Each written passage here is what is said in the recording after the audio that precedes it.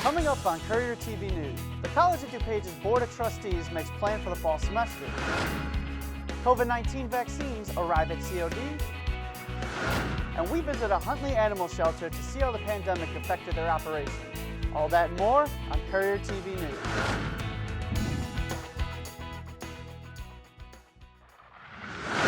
Hello and welcome to Courier TV. I'm Nick Kinzel. The College of DuPage is planning to bump up its in-person classes to about 30% this fall, as long as the number of COVID-19 cases stay low. This was discussed during the Board of Trustees meeting on March 18th. It will be a big step since closing its doors last March. COD is taking all the precautions needed, preparing new safety measures to make on-campus learning safe for the staff and students. COVID vaccines have arrived at COD. This past Saturday, the College of DuPage partnered with Walgreens and the DuPage County Health Department to provide educators and COD employees 65 and older an opportunity to receive the one-dose Johnson & Johnson COVID-19 vaccine. Walgreens has confirmed that its staff plans to do another event like this on the campus once the state moves into the next distribution phase and vaccines are readily available. The state announced that just under 2,200 COVID-19 cases today, along with 35 deaths across the state. The state also announced they're giving over 118,000 doses as well. The results are in for the 2021 COD student election, and your winner for the student trustee is Anthony J. Rosario with 38 votes, and your winners for student officers are Anthony J. Rosario with 57 votes, Nala Sabahat with 52 votes, Numan Muhammad with 52 votes, Hazira Fatima with 48 votes, and Carla Michelle Jimenez with 47 votes, and Armin Fatima with 46 votes. There was only 93 total ballots cast for the whole student election. The ongoing pandemic has been a difficult time for families and people all over here in DuPage County. As a result, local communities have rallied up to help those in need. Courier TV's Leesly Gonzalez has more. College of DuPage is helping its community by providing food and necessary items for its staff and students through its own fuel pantry. College of DuPage's Fuel Pantry started back in 2015 and was a way to reach people in need, says coordinator Shannon Hernandez. The goal really was just to reach out as broadly as we could. The pantry was set up as a service project and has now expanded to helping many a part of its community. That year, there were some other campuses that they knew of that, were kind of looking at food pantries. And so they thought, well, let's just look into it. And they surveyed 750 students and employees. And those results showed that about 33% knew of someone on campus who was struggling with some sort of basic need. With the pandemic affecting many, the Fuel Pantry here at COD has been providing resources to help out for the college staff and students. Faculty, staff member, anyone that has, a colleague ID number, when we're on campus, it's that they have an actual ID, a student ID to show us. Anyone can access the pantry. We have about 20 to 25 items. They're all dry good items and toiletries. We don't really have any refrigeration or anything right now. But they're able to choose, it's a client choice pantry, so they can go down and choose however many of those items they want to receive. To take part in College of DuPage's Fuel Pantry, one can visit the College of DuPage website and fill out the survey for curbside pickup. Hours of operation are on Thursdays from 4 to 6:30 p.m. Orders must be submitted by Tuesday at 11:59 p.m. For more information, visit COD's Fuel Pantry website. For CNTV, I'm Leesly Gonzalez. DuPage County Department employees are facing challenges to doing their job keeping DuPage County residents' water safe during this pandemic. CNTV's Nick Caldarazzo has more with that story. You guys know what DuPage County is doing to keep their employees and residents safe during COVID-19, also having safe water to use. I did an audio-only interview with my brother because he did not want to be on camera to tell us what they did during COVID-19 and what he does for a job to keep DuPage County safe. First thing the county did was we shut down our facilities for, I believe, 2 weeks to make sure all the vehicles were clean, all the facilities were clean, and make sure there was a safe working environment to get back to work. County board, we separated our desks to maintain at least 6 foot distance between workspaces.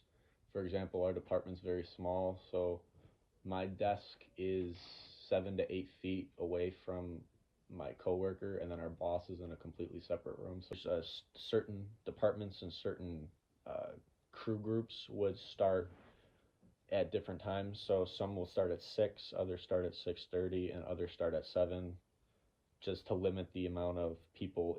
Water distribution operator job and description is I go around every day with my department and we check the areas that we distribute water to, test for chlorine, test for iron and bacteria just to be safe, and make sure that the water is potable and palatable so people in the community don't get sick. Reporting live from home, I am Nick Caldarazzo. Most sports teams at the College of DuPage had their season canceled due to COVID-19. But for baseball, they are one of the lucky few who get to return to play this spring. After seeing their 2020 season canceled due to COVID-19, COD's baseball team has returned to the diamond for the 2021 campaign. Now last spring, the world as we knew it took a turn for the worse, with COVID-19 practically shutting the world down, meaning no 2020 baseball season for the Chaparrals. I had the chance to sit down with Chaparrals outfielder Jack Oberle to talk about the day he found out there would be no 2020 season. Honestly, it was pretty weird. So we were in South Carolina, and we kind of like slowly saw like bigger and bigger schools like shutting everything down. And like this was like as we're walking onto the field, and we're just like, oh man, like this isn't looking too good. Like this might be our last game. It was tough, but it was definitely a weird like fever dream of stuff going on. With the Chaparrals getting the green light to play ball this spring, Oberle and his teammates feel grateful to step on the field again. We're just really excited to get out there and play. But it's yeah, I mean, for all the effort that we did last year, all the effort we've done this year, to come back and finally be able to get on a field has just been amazing. It's back to business as usual for the Chaparrals, but new guidelines have been put into place to ensure player and coaches' safety as we continue to battle this terrible pandemic. We always have to get checked in, so we get like a fever check, and list questions we have to answer. That's before anything, before practice, before field work, anything. We have to wear masks and gaiters. You can have it down, like in the field of play, whatever, you can have it down. But yeah, and then everybody's spaced out, so it's kind of weird. Everybody's kind of spaced out in the dugout and then down the line. So it's definitely a different feel, like especially in the dugout in baseball. Usually everybody's on top of each other and stuff, and now you kind of can't high five or anything. You gotta get more creative with stuff, but I mean, I'm fine with it, whatever it takes to get back on the field. For CNTV News, I'm Nick Kinzel. The Chaparrals take on Kankakee Community College in a doubleheader this Sunday at noon. The COVID-19 pandemic forced us to make changes in our everyday lives, but it also inspired many people to find a pet. Dariya Walz tells us how an animal shelter in Huntley dealt with this pandemic. So my name is Michelle Graper, and my last name is spelled G-R-O, T as in Paul, E-R, and you can also find it on our website too. And I'm the executive director here at Tails. I've been here for about 6.5 years in this job.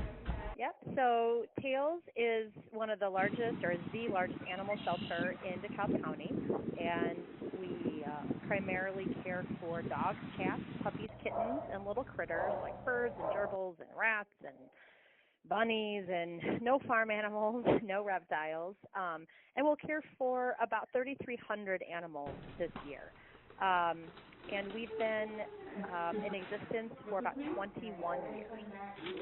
We actually did record number of adoptions last year, so we're on our second year. So 2019 was the most adoptions we've done in a year, and last year, even with COVID and being closed for a little while, we still did record number of adoptions. So we do think that some of that has to do with people being home more often, but at the same time, we also were doing more adoptions before shutdown and after things opened, and even now. So I don't know that COVID necessarily affected our adoptions in any way. It actually helped us. Hearing loss too, so yeah. So it was difficult. We had, just like everybody else, we are not unique. We had to shift and pivot as we every day, like kind of about this time last year, we got a new information on numbers and shutdowns and what could we do and what category did we fall into. So We just kind of continued to shift and pivot the whole year. And sometimes we were closed to the public, and sometimes we were open to the public and had a limited option. So